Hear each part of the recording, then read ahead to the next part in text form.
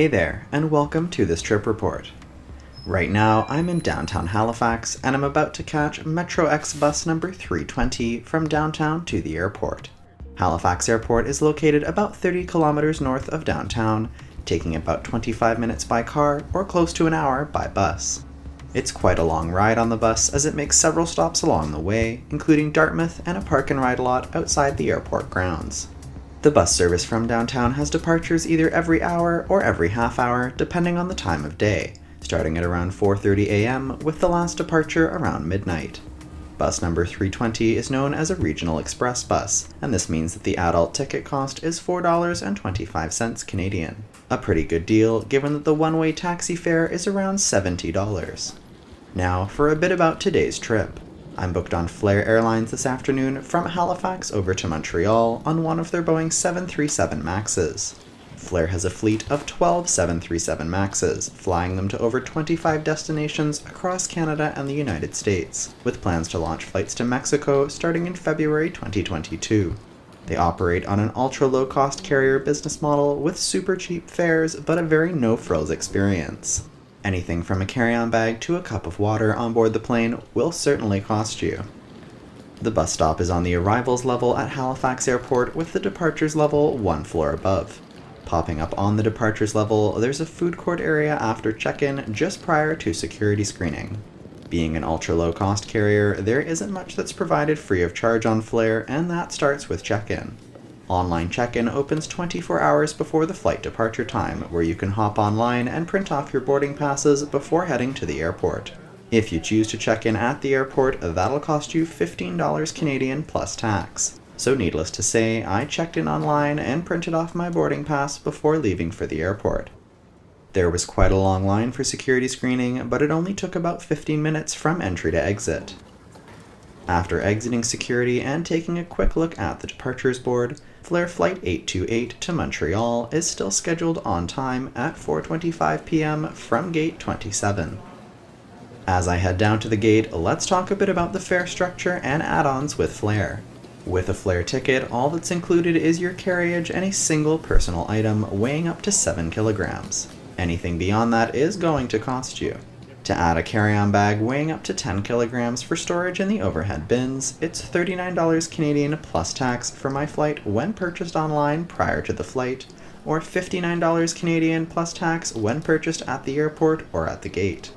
There's a similar pricing structure for checked baggage, with the first checked bag weighing up to 23 kilograms, costing $56 Canadian plus tax for my flight when purchased online, or $79 Canadian plus tax when purchased at the airport or at the gate. I did not check any hold luggage for today's flight, but did purchase one carry-on bag in advance. While we're on the topic of money, let's talk a bit about what today's trip is costing. The ticket I bought was $90 Canadian round trip, so about $45 Canadian each way, with all taxes and fees included.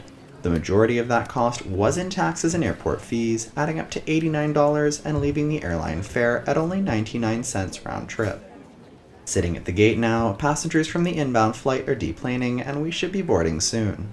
The gate area consists of rows of seating, with every second seat blocked for social distancing purposes. There are power outlets located on the end tables, but this means access to only a select few seats. Taking a look at the aircraft taking me back to Montreal, I'll be on board this 3-month-old Boeing 737-8 MAX that was delivered to Flair in June 2021. It's 4 p.m. now and boarding is underway through Gate 27. Flair boards their aircraft by seat row, starting with the rows at the back and working their way forwards. As to be expected at this point, there's also a charge for seat selection to avoid getting one randomly assigned. For this flight, I selected an extra legroom seat in row 3, costing $25 Canadian plus tax. Since I'm so close to the front of the plane, I'll be one of the last people to board.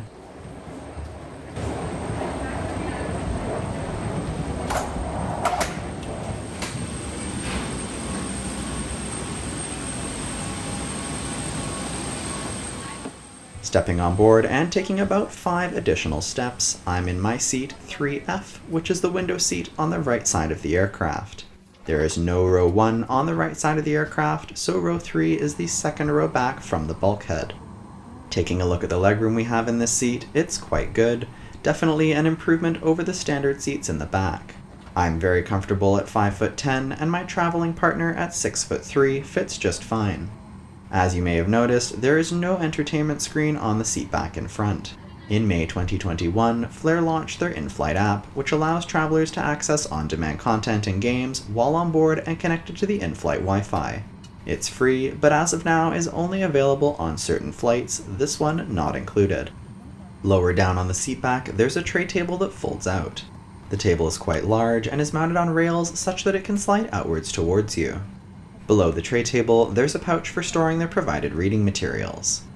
Looking at what's kept here, we have the safety information card for the 7378 MAX and 737-800, and a couple air sickness bags.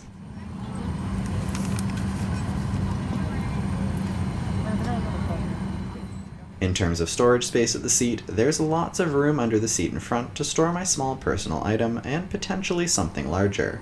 The overhead bins are also a good size, and I was able to fit my standard size rollerboard bag with no issue.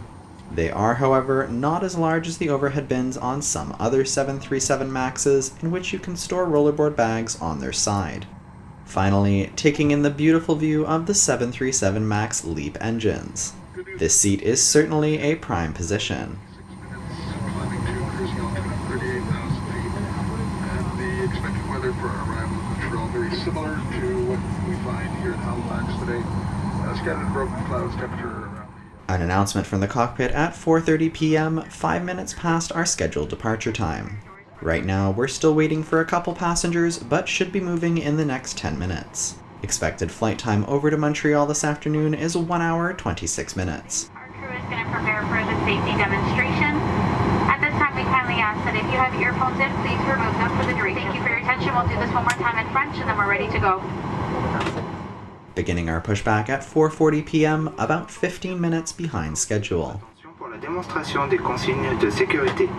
Veuillez prendre la carte des consignes de sécurité qui se trouve dans la pochette du siège devant vous, afin d'avoir tous les détails des modifications. Si la visibilité devient réduite durant une évacuation, un éclairage automatique s'activera. Cet éclairage parcourt le long de la cabine afin de vous guider vers une sortie, afin de vous familiariser avec le fonctionnement de votre gilet de sauvetage. Nous vous prions de bien vouloir respecter les consignes lumineuses de sécurité. Vous devez rester assis avec votre ceinture bouclée quand le signal « Attachez votre ceinture » est illuminé. Veuillez toutefois prendre en compte que l'équipage a effectué des démonstrations.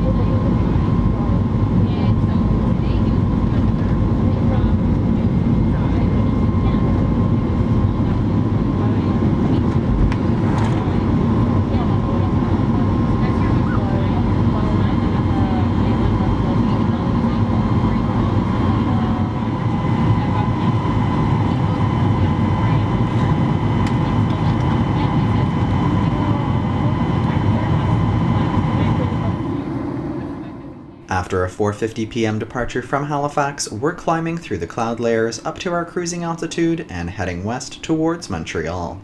These 737 MAXs are very new and modern, so much so that I keep having to remind myself that I'm flying a low-cost airline. It shouldn't be much of a surprise though that Flair doesn't offer any kind of complimentary in-flight service on any of their flights. No drinks, no snacks. In non-COVID times, they would have a selection of items available for purchase, though I would expect the rates to be rather steep. On flights where you can use the Flair app, you're also able to purchase food and drink through the app. There are 3 lavatories located on board. Each of these are equipped with a highly sensitive smoke detector. Thank you.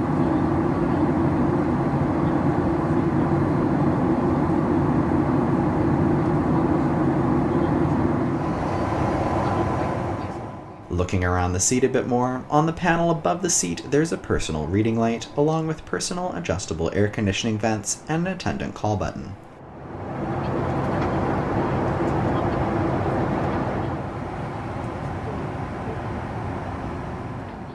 One of my favorite features of these aircraft are the large windows, which offer some great views of what's below. They're equipped with standard pull-down window shades as opposed to the dimmer technology used on Boeing's 787s. There's just enough room to work with a large laptop, but if you're running low on battery, you're going to be out of luck. There are no AC power outlets or USB charging ports at any seat on Flair 737 MAX aircraft. My favorite thing about this flight so far, these views. Watching the engines is just so mesmerizing. Taking a walk to the back of the aircraft and exploring the cabin a bit more, we can see that these 737 MAXs pack in 189 seats in a 3-3 layout. Flair's aircraft are in an all-economy configuration with no premium cabin offering on any of their planes. The cabin theme color of grey is quite bland and doesn't really do much for me.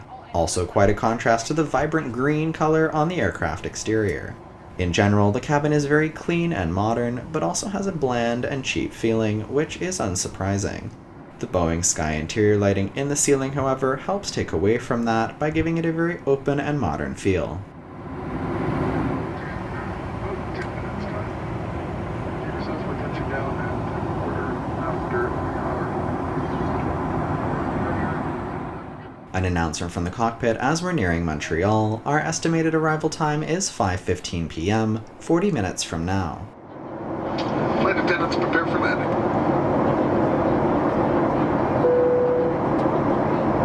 Please ensure that your seatbelts are securely fastened, your seat back and tray tables have been returned to their upright and locked position, and all of your carry-on. It's looking very cloudy here as we descend towards runway 06 right at Montreal's Trudeau Airport.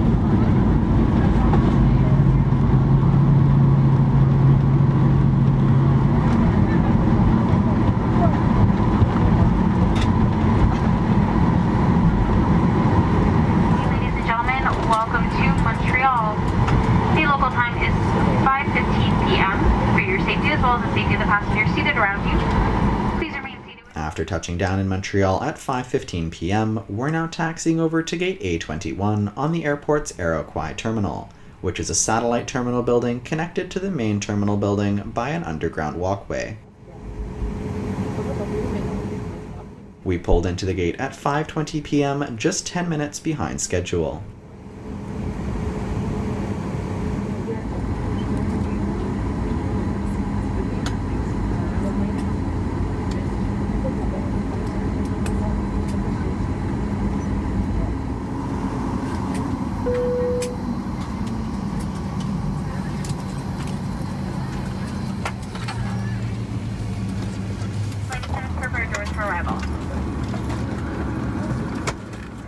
Being seated at the front of the aircraft meant disembarking was very quick, another perk of paying the premium for these extra legroom seats.